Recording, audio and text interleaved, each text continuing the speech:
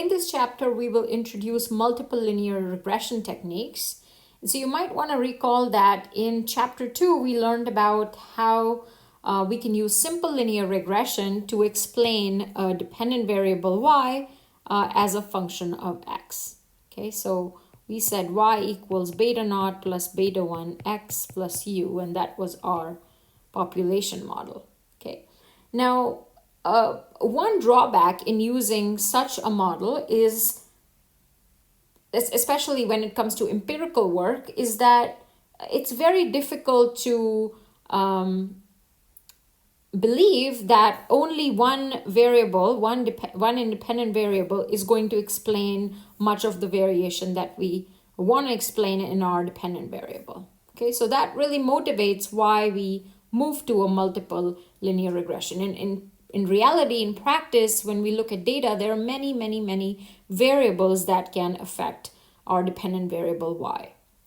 Okay, so just to quickly recap, the motivation for using multiple linear regression is one, that the assumption that we said was very important to prove unbiasedness of our estimator was the fact that we wanted the expected value of u given x to be 0. Now, this is really unrealistic and is often violated if we only had one x variable, right? So we may not be able to isolate the effect of x on y if we just had one variable. So multiple linear regression, and we're going to just use this acronym MLR, is more amenable to ceteris paribus analysis, right? So when we incorporate more explanatory variables to explain our dependent variable y, we might be getting closer to that assumption of ceteris paribus, and we might be able to isolate the effect of x on y. Okay, the other advantage of using multiple linear regression is that it allows us to incorporate general functional form relationships. So in other words, if we were just thinking about a simple linear regression which just has one x variable, we could only have one sort of functional form appear here. So either we could have x or x squared or x cubed, but in a multiple linear regression, so this is simple linear regression, in a multiple linear regression we could have something of the sorts of this sorts. So we can say we can have x appear twice or more times, and we can say that, you know, there's a different type of functional form relationship that relates x. I should draw the arrow the other way around, x to y, right? How is x related to y? How is x explaining y? What is the functional form? Okay, so finally we will, once we go through the motivation and developing the model, we will talk about how does this multiple linear regression work. So I think this is best explained with the help of an example. So let's say we wanted to understand the relationship between missing lectures, so this is our x, right, and the final exam score, y. Okay, so basically we want to write out some sort of a model like this. Final equals beta naught plus beta 1 missed lectures plus u, right? So this is our simple linear regression model. You might want to come up with many other factors that affect the final exam score, right? So one idea here could be that maybe the student's preparedness for the class matters. So for example, you're in this class and maybe what you did in your introductory econometrics classes or in your statistics classes makes you more prepared for this course. So maybe we can look at some data on your prior GPA, which would give us an indication of your past performance or your preparedness for this course.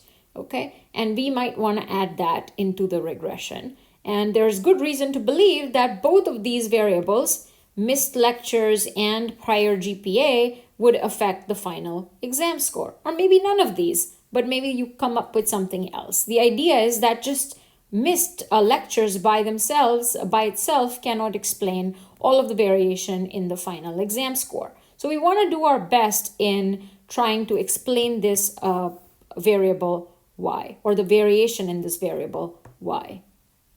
Okay, so one other factor here is also to consider that if we omit this variable prior GPA, then there might be some correlation between what's left in U and this variable x. Okay, so the expected value of U given x is not equal to 0 if we just included our simple linear regression. And in fact, we might have even more variables here that we might want to include.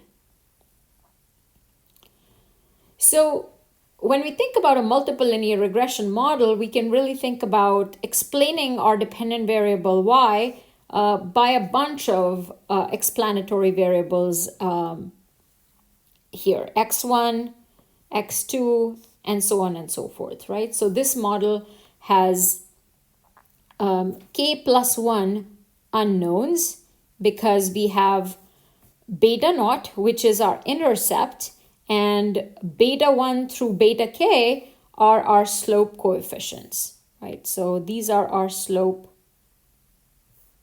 in fact, parameters, I should say, because we're writing this as a population model. We haven't estimated this yet. Okay, so once we have the explanatory and independent variables, we have our error term u, the regression techniques allow us to incorporate different types of functional form relationships. Okay, so let's take a look at this example here. So this says that we're trying to explain the variation in wages, and like I mentioned before, we might want to think about taking logs, because then we can estimate percentage effects, or we can interpret the interpretation of x affecting y is easier for such a variable. So we might want to explain the variation in log wage, and there might be different independent variables that might explain this. So one variable could be education, the other could be IQ, another one could be work experience, and you might have reason to believe that if we try to think about this relationship between experience and log wage, that this doesn't seem to increase forever. This might actually plateau at some point, right? So it might not be a linear relationship, but there could be some kind of a non-linear relationship. So that's what we're trying to capture here with that squared term. Okay, so there's a quadratic effect that we're saying that experience might have on log weight. So this is the way to introduce non-linearity. Okay, so here you can see that experience is incorporated as a non-linear function.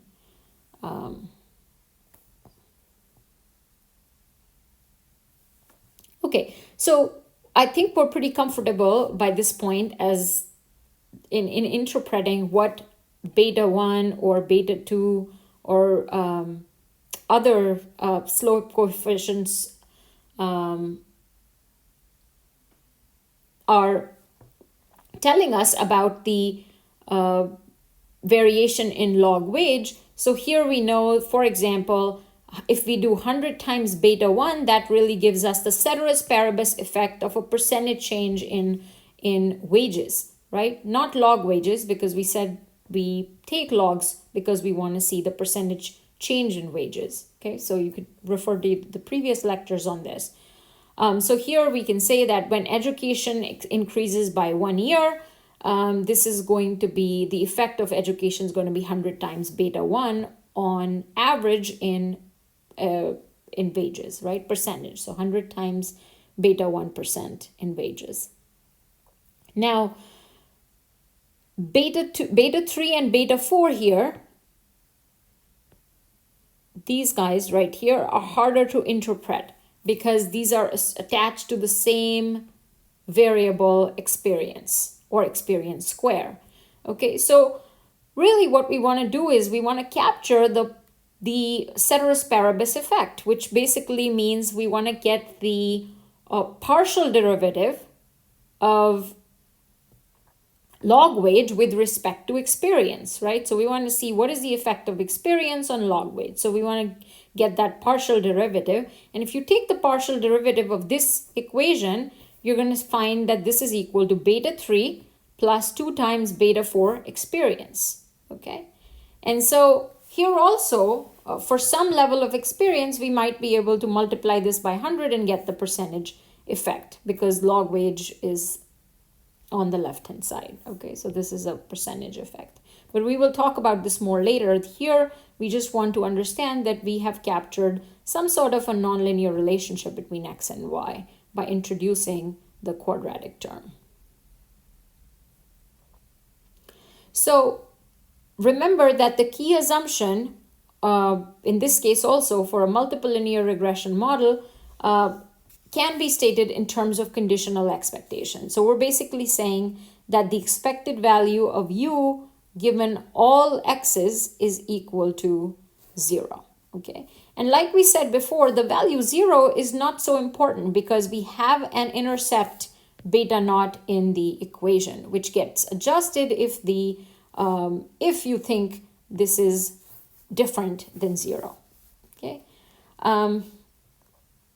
Now, in trying to come closer to not violating this assumption, we basically control for more variables in the multiple linear regression case. Okay. So if you want to think about going from a simple linear regression to having two explanatory variables or independent variables, you could think about something like this, where we are predicting y on the basis of the estimates, right? The intercept here, the slope coefficients here, but we have two explanatory variables, okay? And so we'll dive more into this, but for as far as notation goes, the way to interpret x1, xi1, and xi2 is basically if you had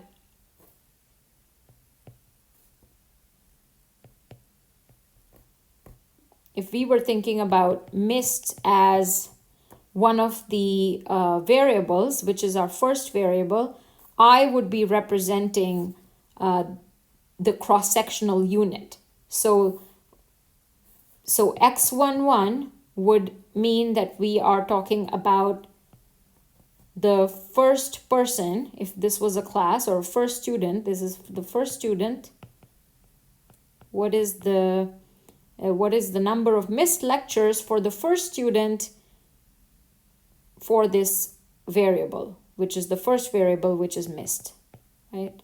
That's what it is, okay? And so on and so forth. So this is x32 would mean we are talking about if prior GPA is our second variable, then we are talking about what is the prior GPA for the third student in our sample. And really, this is a cross-section, so the order doesn't really matter, but if the data was organized that way, this is how you would interpret these subscripts.